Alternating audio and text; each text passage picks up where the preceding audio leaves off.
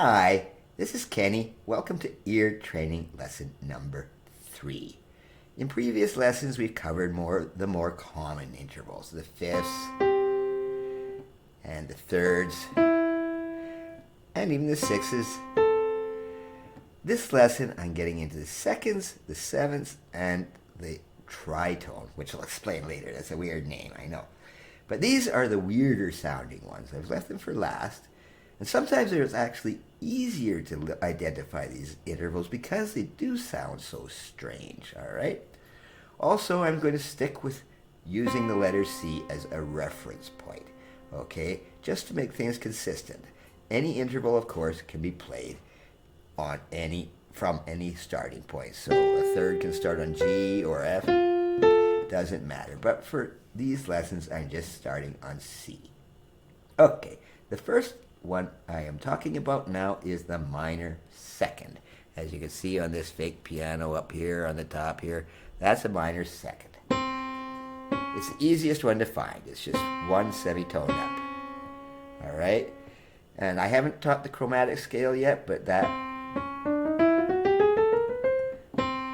the shortest distance in Western music, is the semitone.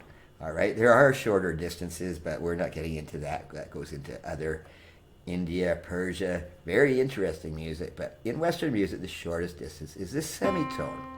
And the first piece I want to use to describe the semitone, it goes like this.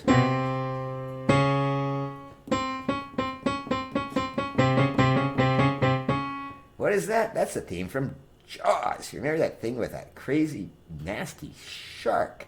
That was written by John Williams, a very, very famous film composer, and that was one of his biggest first hits. But all it was two notes. So just listen to that very short distance. That's the shortest distance you'll have to know. Now, when we get into hearing intervals together, because that does happen, it just sounds like this. Okay, that's another lesson when you're playing them together, but it just sounds like a big crunch, right? But all you want to hear is this. Another piece that uses this is, of course,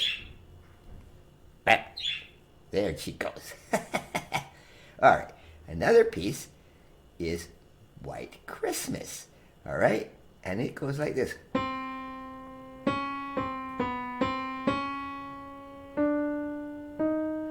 All right, and the interesting thing about that is every note in there is actually semitones, a minor second.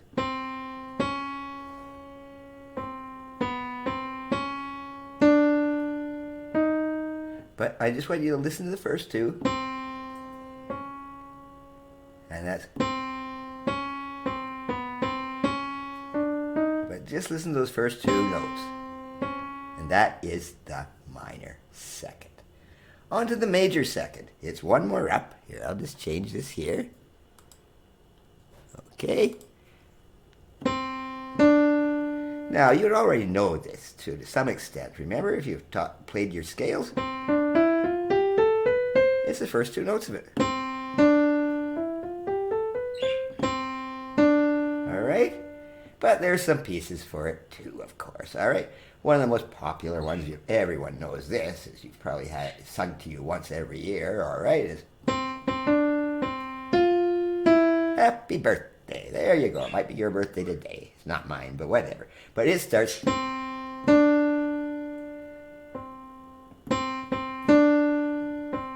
Just that little... a bit bigger than the minor second, but the major second's... And just like in the scales, I have another one, The Sound of Music. Remember Julie Andrews? Okay, she sang Do a Deer, or Do Re Mi, it's actually called, but it starts the same way.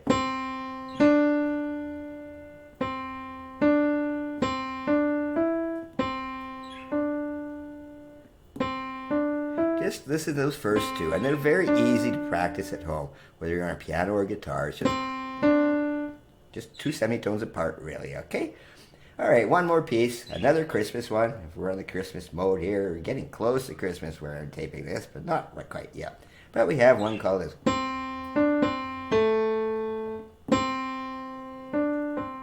be a silent night.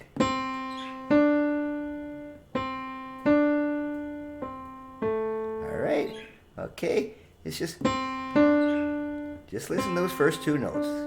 And when you hear silent night, remember those first two notes are a major second.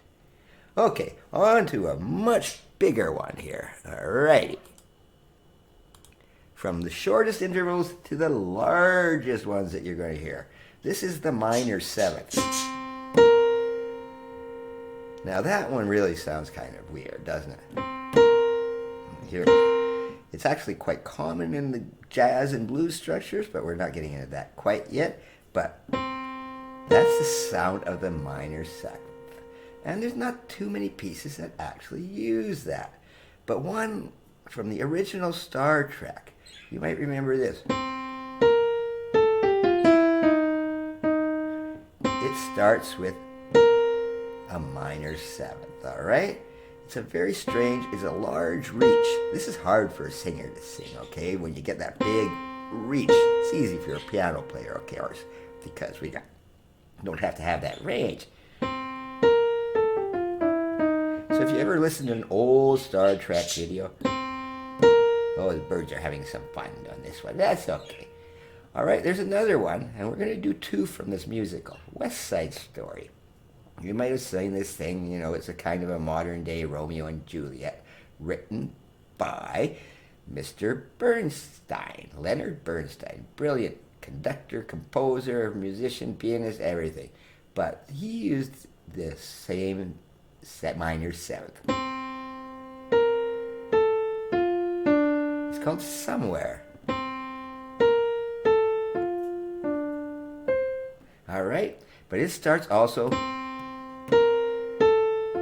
with that minor seventh, a very strange one. And on we go now to one more. This one's even uglier. Ugh. Oh, when you play it together, that's the major seventh. And really, it's almost the opposite. Here's the minor second here, all right? But that would be B and C. No, this is C all the way to B. And really, it's not too many pieces that start with that interval. Probably the only really famous one is, remember when I was teaching the octave? I used Somewhere Over the Rainbow. That was an octave, a perfect octave. But the third note of it, if you can just hear the third note after the second, you know, it's kind of cheating. It doesn't go. But if you just kind of try to hear that third note being, all right, it is a nasty sounding thing when you hit it together, right?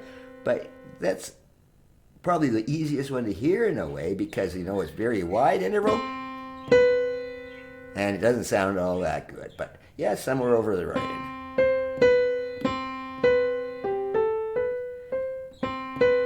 Okay, that's the major seventh. Now we go on to one last one. Now this thing's got three names, all right? Okay, it's called an augmented fourth because a perfect fourth would be here, and augmented actually just means going up one semitone from a perfect, or it's called a diminished fifth, all right, because it goes down one semitone from a perfect fifth. That's a whole theory lesson in itself, but why they are called augmented or diminished, I will get into that much later, but we're just getting into the sound. This is ear training right now. But it's also known as the tritone, which is an old thing. They used to use it. In fact, some composers thought you just didn't want to play it because it was so ugly, right? You know, and it, you know, some people think it's a devil's chord. It really isn't. It's just a chord. But it is another really harsh sounding chord, and it's really in the middle of the scale, right? Right? If you have the two C's, that F sharp right in the middle is actually right in the middle, and it sounds very strange. But one piece that's But you'll probably know this, it's still on TV. The Simpsons. All right, that was a piece written by a man named Danny Elfman, a very good composer. He also wrote Beetlejuice, but he wrote the theme to The Simpsons, and it just goes very simple. All right, and back to Mr. Leonard Bernstein again. Back to West Side Story. Remember we had him doing Somewhere from West Side Story? But he also wrote one with the tritone, or the augmented fourth, diminished fifth, however you want to put it. But it goes like this.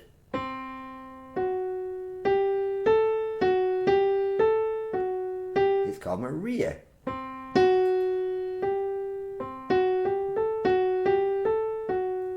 All right, and it starts also with that tritone sound, okay? Very strange sounding thing, but those are about the best examples I could find of these pieces. Okay, this will be the end of lesson number 3, but we're not done yet. No, by no means. The next lessons, we're going to reverse all these intervals. Remember the perfect fifth? Well, they can be played backwards.